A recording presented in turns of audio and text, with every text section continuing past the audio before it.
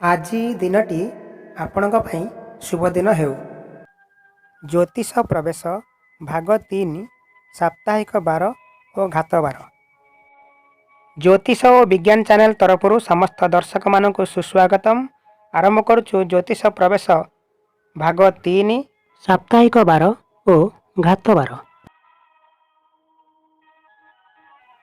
ଜ୍ୟୋତିଷ ପ୍ରବେଶ ଭାଗ 1 ଓ ଭାଗ 2 ପୂର୍ବ ଭିଡ଼ିଓମାନଙ୍କରେ ଆପଣମାନେ ଜାଣିଲେ ରାଶି, ନକ୍ଷତ୍ର ଓ ଗ୍ରହମାନଙ୍କ ବିଷୟରେ। ଏଥର ଆସନ୍ତୁ ଜାଣିବା ସାପ୍ତାହିକ ବାର ଓ ଘାତ ବାର ବିଷୟରେ। ପ୍ରଶ୍ନ: ଜ୍ୟୋତିଷରେ ଗୋଟିଏ ସପ୍ତାହରେ ଦିବସ ବା ବାର କେତୋଟି ଥାଏ ଓ ସେଗୁଡ଼ିକର ନାମ ସବୁ କ'ଣ କ'ଣ?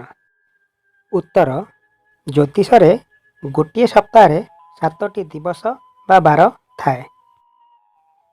ଏହି 7ଟି ବାରର ନାମ 7ଟି ଗ୍ରହର ନାମ ଅନୁଯାୟୀ ରଖାଯାଇଛି।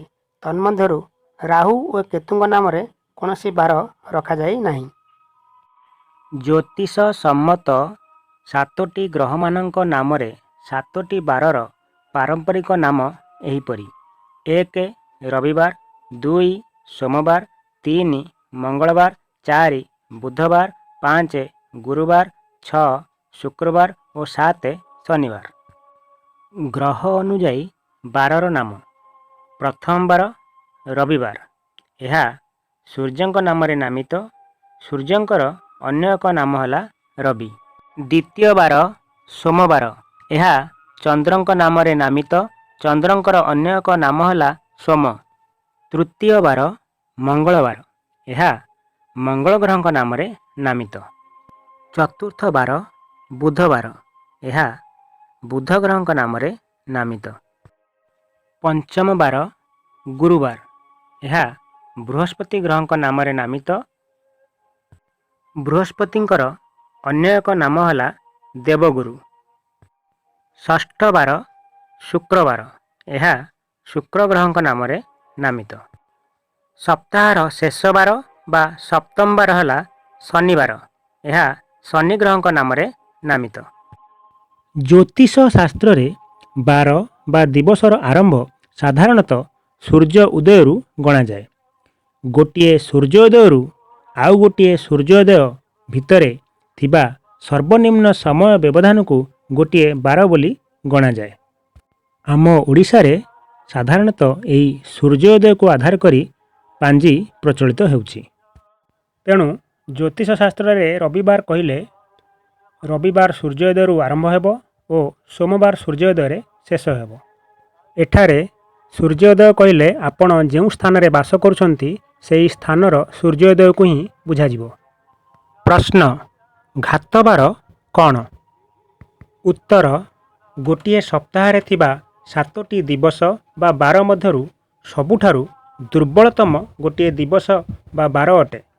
ଜ୍ୟୋତିଷ ଶାସ୍ତ୍ରରେ ପ୍ରତ୍ୟେକ ରାଶି ପାଇଁ ଗୋଟିଏ ଘାତ ବାର ସ୍ଥିର ହୋଇଛି।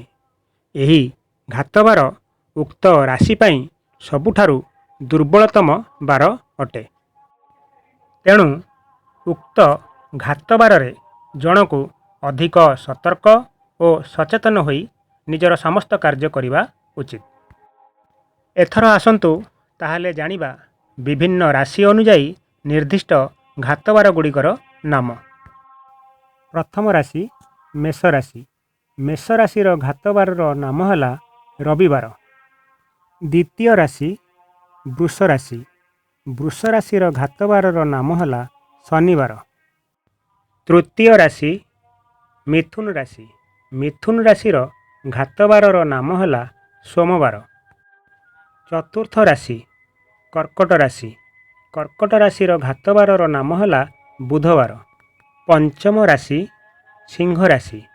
ସିଂହ ରାଶିର ଘାତ ବାରର ନାମ ହେଲା ଶନିବାର। ଷଷ୍ଠ ରାଶି କନ୍ୟା ରାଶି।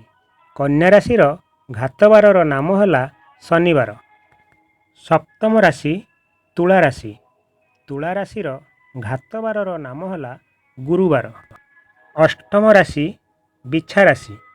ବିଛା ରାଶିର ଘାତ ବାରର ନାମ ହେଲା ଶୁକ୍ରବାର।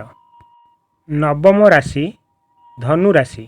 ଧନୁ ରାଶିର ଘାତବାରର ନାମ ହେଲା ଶୁକ୍ରବାର।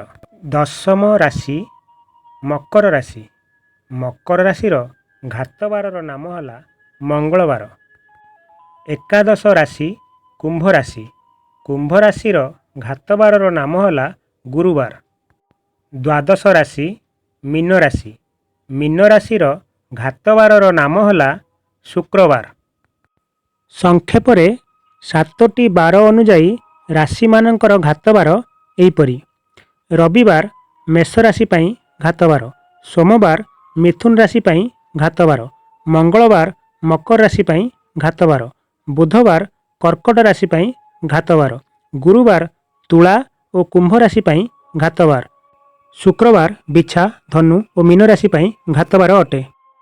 ଶନିବାର ବୃଷ, ସିଂହ ଓ କନ୍ୟା ରାଶି ପାଇଁ ଘାତବାର ଅଟେ। ନିଜର ଘାତବାର ଆସିଲେ ସମସ୍ତେ ନିଜ ଶରୀର ଓ ସ୍ୱାସ୍ଥ୍ୟ ପ୍ରତି ଅଧିକ ସଚେତନ ରହି କାମ କରିବା ଉଚିତ। ଏହି ଦିନ ଶାରୀରିକ ଆଘାତ ହେବାର ସମ୍ଭାବନା ଟିକେ ଅଧିକ ଥାଏ। ଆପଣଙ୍କ ଘାତବାରରେ ଜନ୍ମିତ ବ୍ୟକ୍ତିଙ୍କ ଠାରୁ ବି ଶାରୀରିକ ଆଘାତ ମିଳିବାର ସମ୍ଭାବନା ରହିଥାଏ। ତେଣୁ ସେମାନଙ୍କ ସହ କଳି ଝଗଡ଼ା କରିବା ଅନୁଚିତ। ଯଦି ଆପଣମାନଙ୍କୁ ଏହି ଭିଡ଼ିଓଟି ଭଲ ଲାଗିଥାଏ ଏବଂ ଏଥିରୁ କିଛି ଶିଖିବାକୁ ମିଳିଥାଏ, ତେବେ ଆମ ଚ୍ୟାନେଲକୁ ଲାଇକ୍, ସେୟାର ଏବଂ ସବସ୍କ୍ରାଇବ୍ କରିବାକୁ ଭୁଲିବେ ନାହିଁ। ବିଘ୍ନହର୍ତ୍ତା ଶ୍ରୀ ଗଣେଶଙ୍କର ଜୟ ହେଉ। ଆଜି ଦିନଟି ଆପଣଙ୍କ ପାଇଁ ଶୁଭ ଦିନ ହେଉ।